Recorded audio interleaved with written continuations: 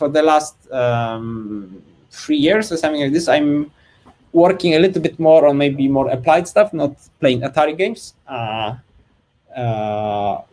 but also more on the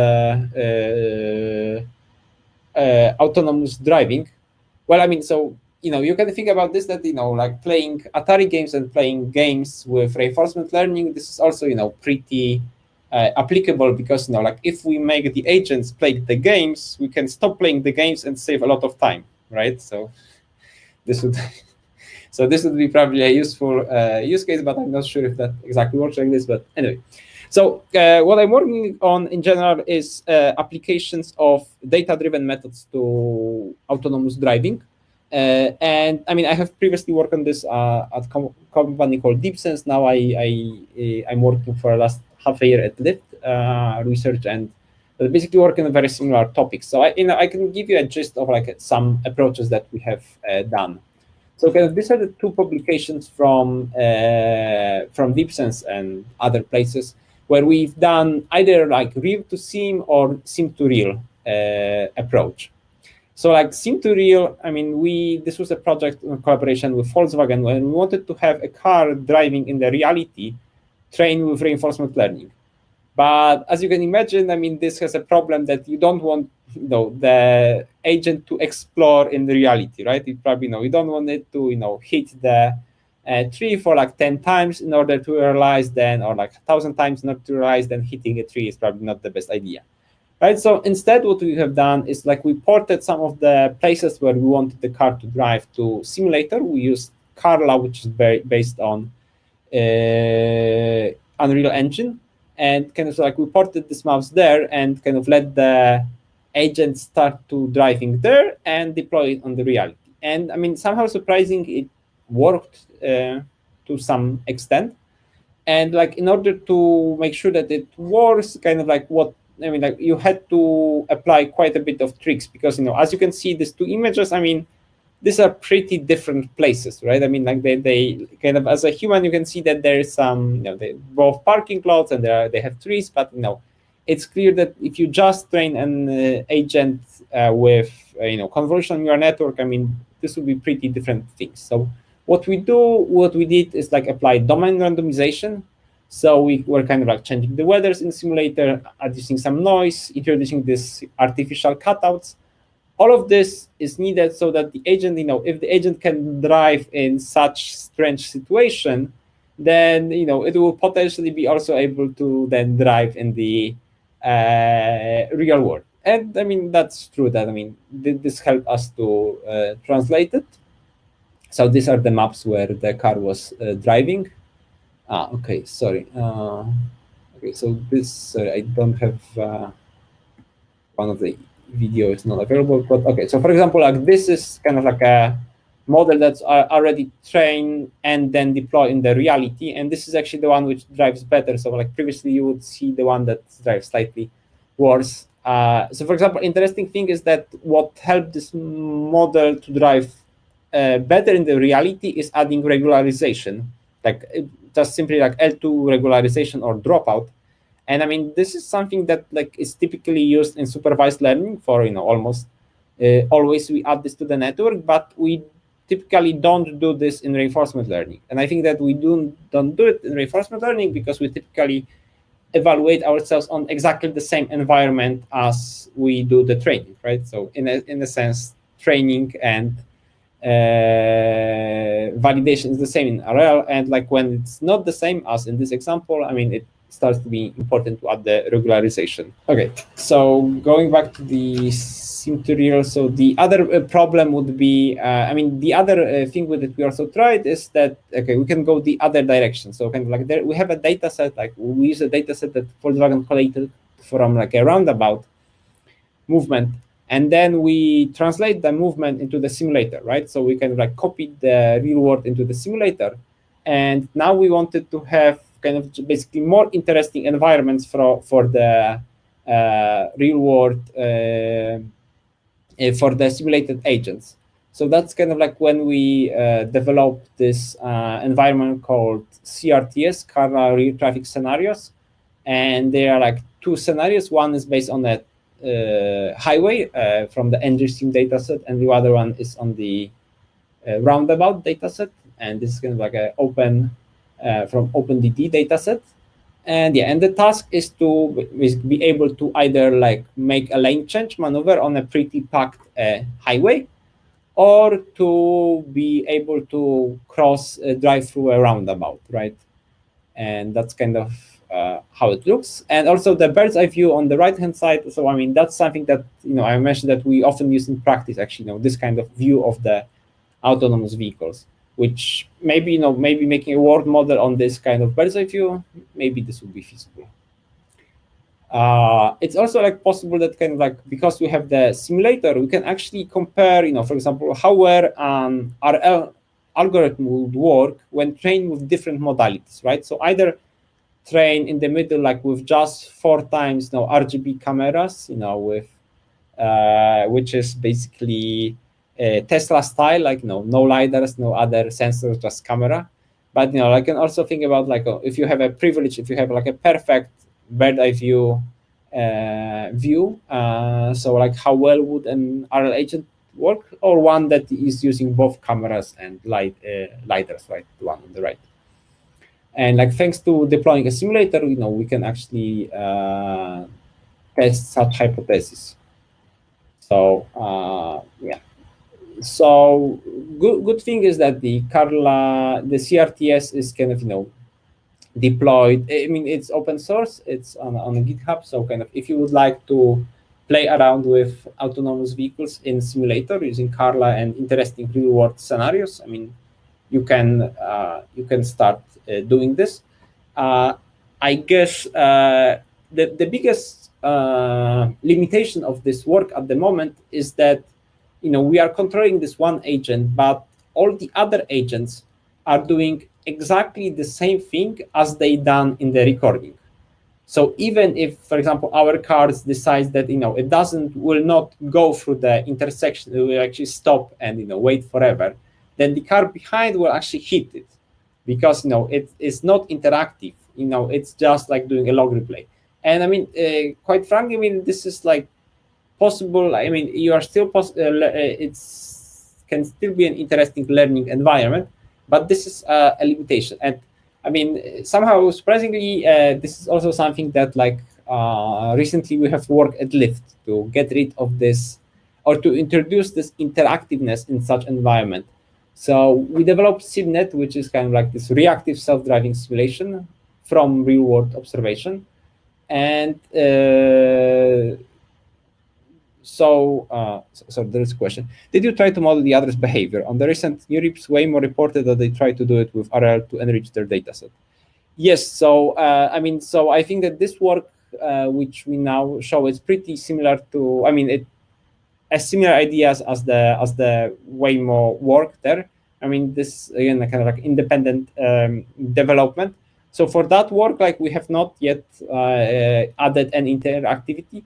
We might want to add this, and also kind of like we are also actually like looking for somebody who would be interested in adding this, because yeah, I'm kind of like much more focused now on the work at Lyft, so this one is like slightly left behind. So but so like this is this work that SimNet we propose now is actually like exactly adding this reactivity using we use imitation learning, not reinforcement learning, but I mean, I guess they can be somehow, they solve a similar task. Basically, we what we use here is we use like a big data set of like 100 hours of movement of the different cars around us, and based on this, we predict how all of them will move, and then we use the simulated agents later on to evaluate how well would our like self-driving system work. And here are some examples how it works in practice. I'm sorry for the quality of the visualization. This is like really like how we look, our IntelliDAR tools, which hopefully will be improved soon. But, and to be honest, the next version is already better. But I mean, so like we can see that, these yellow agents are all the ones that kind of drive using SimNet, and the one, this kind of pinky one, or like the red one, is the real world, I mean, is a card that's being evaluated. And you can see that this yellow car drives very realistic, I would say. So this is actually like a qualitative evaluation of this looks pretty well. So does the quantitative. I guess one more interesting case is that we, so here we kind of showed, like log replay in the left column. So log replay are the situation where the car is not reactive, right? So for example, like you can see that, that the red car is slightly slower than it should be, and there is a collision. I mean, this should not happen, right? Like if you, on the right-hand side, in the first row, you can see that, when this agent is actually reactive using SIMnet, it actually does not generate this false positive collision. And neither does in the lower row, neither does the car decide to hit it from the side. I mean, it actually waits for there to be a place. Wouldn't the optimal behavior in the simulator without interactiveness be never stopping at traffic lights? Why do you say so? Well, because the car behind you will rear-end you if you stop. But the car behind us actually was, so the car behind us was operating on the is replaying what happened in the reality. So in the reality, the light turned to red and the car behind you stopped. But it will try to get to the front of the line, and you're at the front of the line. Well, I mean, not in this case, because we are like replacing one of the cars with our control car. Okay. Right. So kind of like it will know that it should leave the space for that one, actually. Okay, makes sense. Thanks. But like the interesting thing is that, I mean, like even if you look at like papers from Waymo, like the ChauffeurNet, I mean, they were actually trained in this like log replay like fashion. So, and this is actually causing like interesting problems that we have find thanks to this SIMnet, is that on the left hand side we can see a scene with the log replay, and you can see that the lights turn green and the car starts moving and all of this looks nice. But what does it happen when we are controlling all the agents with, on the right hand side, all of the agents with SIMnet? Actually, nothing happens. So all the cars stop. And like, what is the reason for this? And like, we look at this for a moment being pretty puzzled, but then we realize that it's an instance of a causal confusion. And causal confusion means that the agents learn to make decisions based on a different cues that we would like them. And what they learn is that actually they should start moving when other agents around are moving. So in a situation like this, when all the agents are trained with similar policies, I mean, all the policies are waiting for somebody to start. And this way, they are actually all just static there. So this way, like thanks to this, that like SIMnet have like is reactive now, and it's not starting from the behind until the first car starts. We realize that this red car has a problem with the policy that's kind of like waiting for the other to move. Okay, so I guess that's kind of like I didn't want to spend too much time on this, but I wanted to show a few examples, and I guess what connects all of these examples is that we are using here machine learning not just to perception in autonomous vehicles, which is used for many years, but actually to planning and to decision making, right? So we kind of like want to make the cars not just see better, but actually makes better decisions with the data. And I think that this is actually like one of the limitations why autonomous vehicles are not here, everywhere yet. I mean, so like we see some first deployments, but I mean, it's still very much planning of autonomous vehicles is in practice very often done with classical control and with hand coded rules. So and this basically does not scale well. So I think that like we as a community of like researchers working on reinforcement learning control, I think we should like really try to push the envelope and like use this methods to data driven autonomous driving, and hopefully help with this field. So yeah, I mean, so actually, like a really cool thing is that like you can work on this now, because I think you used to need to work in a place like Waymo or Lyft to have access to this. But I mean, this is changing. So for example, like we have released this 1,100 data set. So like you can use this to actually, train agents with imitation learning. There's L5Kit, which is our library, which we use internally also for some of these tasks. So I mean, like, you can have a jump start with this. Also, I mean, this Carla, this previous work from DeepSys is also the Carla real traffic scenario is also available. So if you would like to play around with all of this, I mean, I would definitely encourage you. And also Lyft is hiring, and in particular also we have some still position for the internship this year, if this sounds interesting for you. So yeah, thank you very much for your attention, and I'm happy to answer questions. Also, like Anton, if you would like to talk, like follow up with the question of the hidden space, I can try to answer it.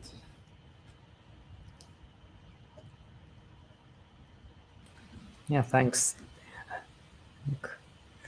For some of us, maybe this seminar will end in an internship at Lyft, which is nice. I mean, reach out to me if you are interested.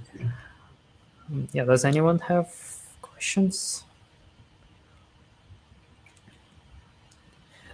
I actually wanted to ask you about a related issue when you mentioned that there is a scenario with LiDAR sensors and there is a scenario without them, like Tesla uses. Like, what's your opinion on this these two approaches? Well, I mean, so this is like not what I'm, directly working with, because kind of like we are assuming that we have a pretty good perception system, which gives us the output of the perception, and we are working on this already parsed scene, right? But like we are using LiDAR, so like this parsed scene that we have is based on LiDAR and computer vision. So well, I mean, it's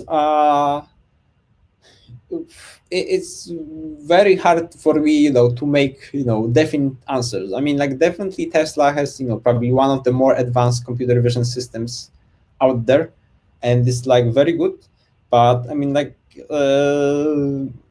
I think it's just like a much harder task to find all the obstacles with just computer vision and make sure that there are like no false negatives, right? That that there is never a situation where a model does not catch an obstacle in front of you, right?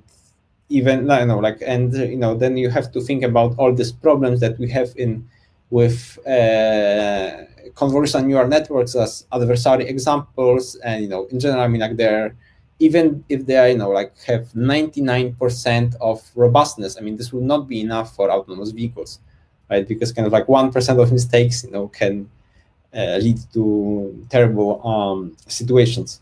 So I think that's a very hard task, and like having a LiDAR, I mean, it's makes things much better, because you really, with a much higher accuracy, like maybe not accuracy, but with much higher confidence, you can say that there is an obstacle in front of you. You're maybe not sure what it is. Maybe you'll generate a false positive, thinking that the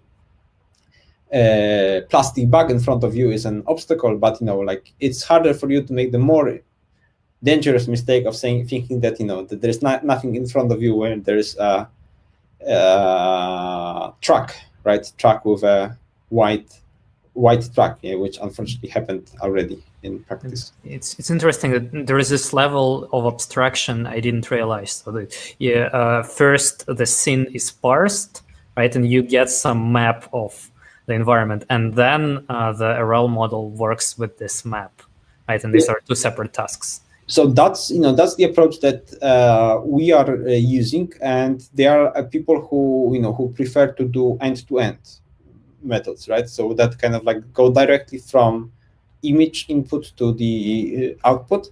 Actually, like the first example I showed you today, the sim to real work was also end-to-end driving.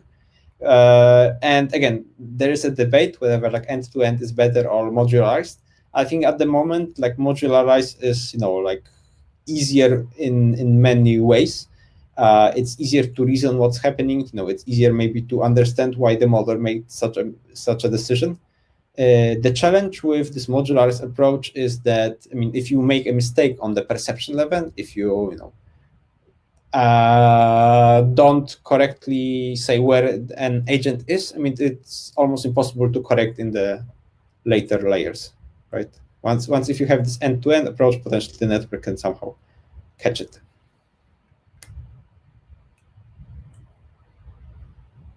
Yeah, thanks.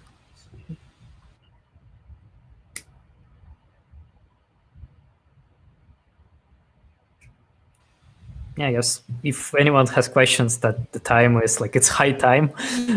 If you don't, then I'd like to thank everyone and invite you to the next seminar in 2 weeks. I will at the next seminar. I will actually be talking about my research on program synthesis and reinforcement learning. Well, not only my research, but including mine. So, yeah, thank you. Okay, thank you very much. Thank you for inviting me, and I hope you enjoyed.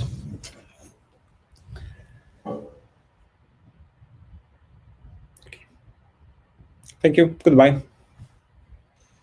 Goodbye.